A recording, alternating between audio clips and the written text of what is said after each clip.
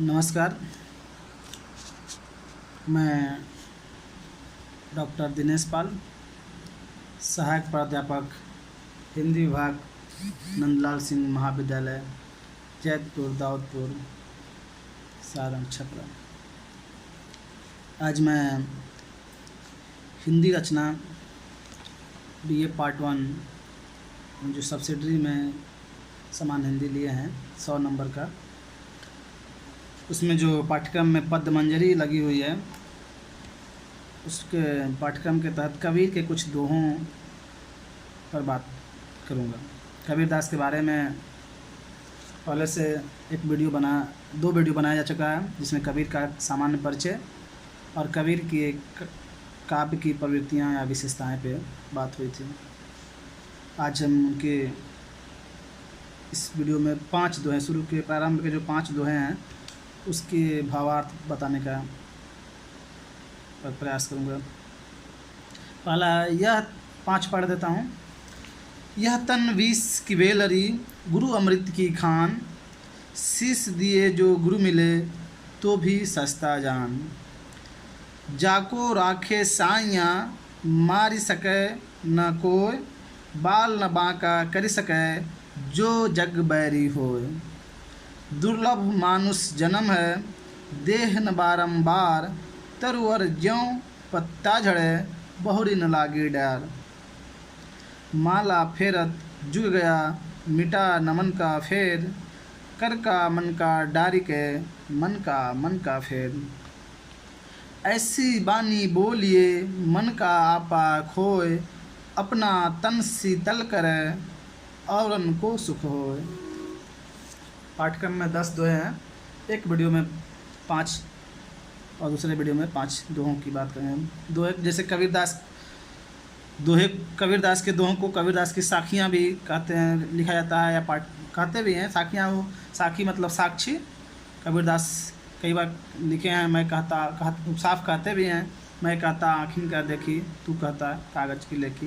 यानी वे कहते हैं मैंने जो देखा है सामने से उसे ही लिखा, इसलिए वो एकदम साक्षी हैं, इसलिए उससे जुड़ाव रखता है साखी, इसलिए दोहे को साखी कहते हैं। दोहे जानते हैं, एक छंद है जिसमें 2 पंक्ति 4 चरण होते हैं। पहले चरण में 13 मात्रा, दूसरे चरण में 11 मात्रा, फिर तीसरे चरण में 13 मात्रा, चौथे चरण में 11 मात्रा। यह तन विष की बेलरी, गुरु अमृत की खान, शीश दिए जो गुरु मिले तो भी सस्ता जान। कबीरदास कहते हैं कि यह जो तन है, यह जो शरीर है, यह जो मनुष्य का शरीर है, वह विष की बेलरी है। विष मतलब जहर। बेलरी से तात्पर्य यहाँ बेल से लता से है कि यह जो शरीर है वह एक जहर के लता के समान है, बेल की समान है। और गुरु अमृत की खान है।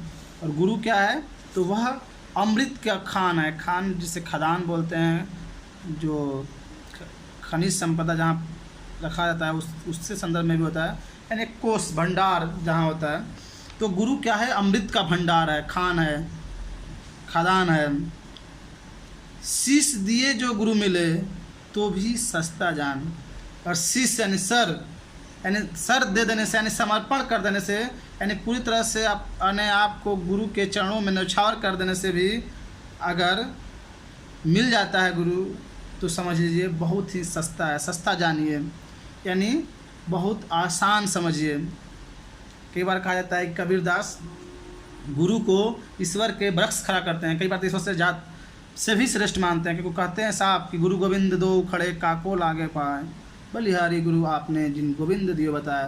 कहते हैं कि मैं वैसे गुरु पे न्यौछावर हूँ, बलिहारी जाऊँ जिसने गोविंद के बारे में बताया। तो यहाँ कहते हैं कि अगर आपने आपको समर्पित कर देने, अपने शीश को समर्पित कर देने, यानी एक तरह से कहें तो सर, जैसे लोग बोलते हैं सर कटा के चढ़ा देना चरणों में, अगर ऐसा करने के बाद भी अगर आपको गुरु मिल जाता है तो समझिए कि गुरु आपको बहुत सस्ता में मिल गए, एकदम सस्ता जानिए। क्योंकि गुरु जो होता है वह अमृत ऐसे तात्पर्य उसके ज्ञान से, पवित्रता से ले सकते हैं। ज्ञान और पवित्रता सबका भंडार है, वरना यह तो शरीर पूरा एक जहर के लता के समान है, पौधे की तरह है। दूसरा दोहा, जाको राखे साइया मार सके ना कोई, बाल न बांका कर सके जो जग बैरी हो। कबीरदास कह रहे हैं, जाको राखे साइया मार सके न कोई, जिससे साइया से मतलब साई मतलब ईश्वर परमात्मा से है। कबीरदास कहते हैं कि जिससे ईश्वर या परमात्मा रखना चाहता है, जीवित रखना चाहता है, जिस पे उसका हाथ है, जिसके ऊपर उसकी दया है, दृष्टि है, उसे इस दुनिया में कोई नहीं मार सकता है, क्योंकि सर्वे सर्वा वो सब कुछ वही है, उसके बिना कुछ नहीं हो सकता।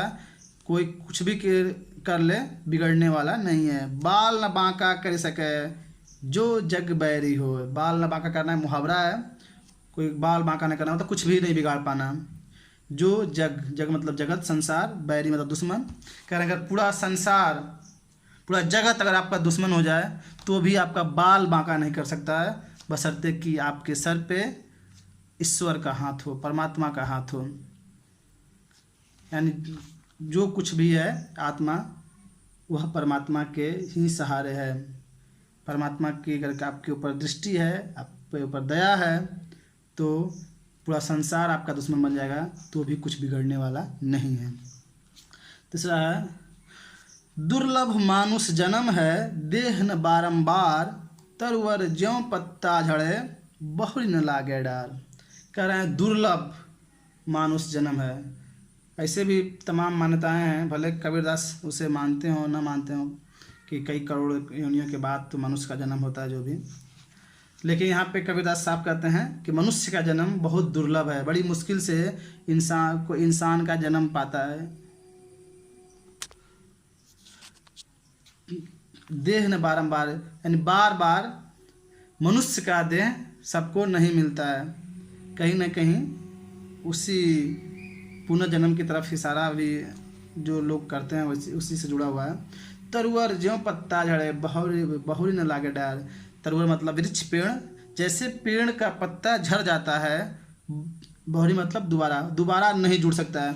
यानी एक बार पेड़ से पत्ता झड़ जाता है तो दोबारा वह पत्ता पेड़ में नहीं जुड़ सकता है।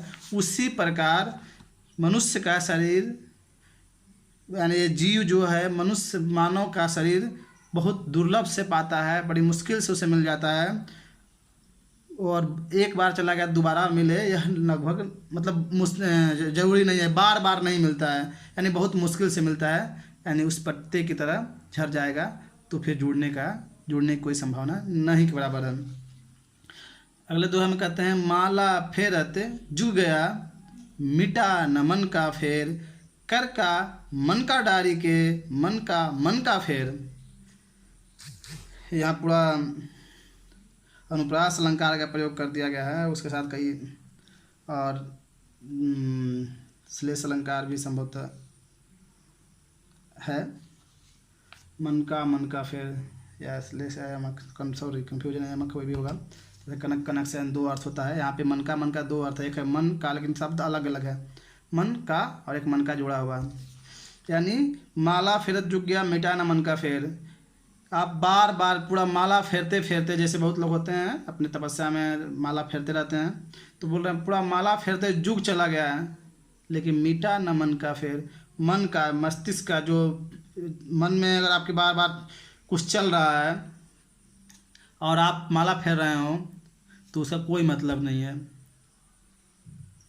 इसलिए कर का मन का डारी दे, यानी कर मतलब हाथ, मन का मतलब जो माले में 108 उसे गुड़िया कहें या रुद्राक्ष कहें, जो भी कहें होता है, उसे मन का बोलते हैं। यानी कर का मन का डारी का, कर का जो हाथ से मन का एक एक जो करते रहते हैं ऐसे ऐसे, उसे छोड़ दीजिए डारी के। मन का फेर, यानी जो मन में मन का है उसे फेरिए। यानी आप अपने मन के भीतर जो मन का है, यानी मन का वही जो 108 समानता 108 का जो माला होता है जैसे फेरते हैं, वो मन का एक उससे जो फेरते हैं रुद्राक्ष गुड़िया जो भी कहिए, उस जो मन में उसी प्रकार के गांठ हैं, उसी प्रकार के जो दो तमाम विचार हैं, दोष हैं, उसे फेरिए, उसे बदलिए और सच्चा मन से याद कीजिए, तब ईश्वर मिलेगा, परमात्मा मिलेंगे। न कि हाथ में लेकर माला फेरने से रहेगा और मन में कुछ और चलता रहेगा। ऐसी बानी बोलिए मन का आपा खोए, अपना तन शीतल करे और अनको सुख होए। कबीरदास कह रहे हैं ऐसी बानी बोलिए मन का आपा खोए, कि बोल रहे ऐसी बानी बोलिए कि आप अपना भी आपा अहंकार जो है मन में वो भी खो दीजिए, अपना तन शीतल करें और उनको सुख हो। यानी आप अपने को भी ठंडा रखिए और दूसरे को भी सुखी कीजिए। हम सब जानते हैं मनों का स्वभाव है कि जब हम गुस्से में होते हैं तो गुस्से में हम किसी को दोस्त नहीं बल्कि दुश्मन ही बनाते हैं ज़्यादातर। वो अलग बात है कि जिसके लिए गुस्सा करेंगे समर्थक होगा तो भले दोस्त बन जाए, लेकिन गुस्सा में क्या होता है सामने वाला आपका दुश्मन बनता है। लेकिन आप भी अपने अंदर परेशान रहते हैं। कोई भी आदमी अगर गुस्से में क्रोध में है तो वह शांत नहीं रहता, वह अपने आप से खुद ब खुद लड़ता रहता है।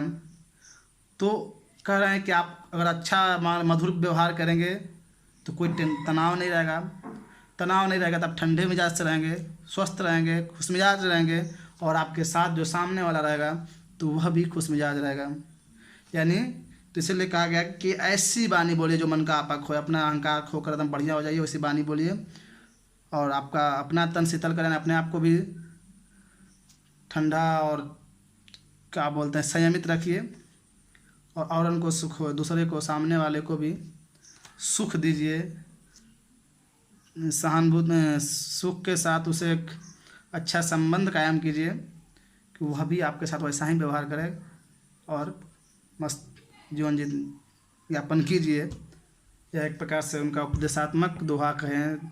लगभग जितने पांचों दोहे हैं एक प्रकार से वो संदेश दे रहे हैं। कई बार ज़्यादातर दोहे लगभग वही है, इसलिए उनको कई बार समाज सुधार कहा जाता है कि वो समाज में एक संदेश देने की बात करते हैं जिससे एक अच्छा जीवन यापन कर सकें। नहीं तो आप भी सुने होंगे, जवन मुँह पान खाए वह मुँह पनई, यानी जिस मुंह से आदमी पान खाता है उसी से पनही भी खाता है। यानी उसका जुबान या गांव की लोकोक्ति है, प्रयोग होता है कि जैसा आप अपने मुंह से व्यवहार बोलेंगे वैसा आपके साथ व्यवहार भी होगा। तो इसी के साथ धन्यवाद।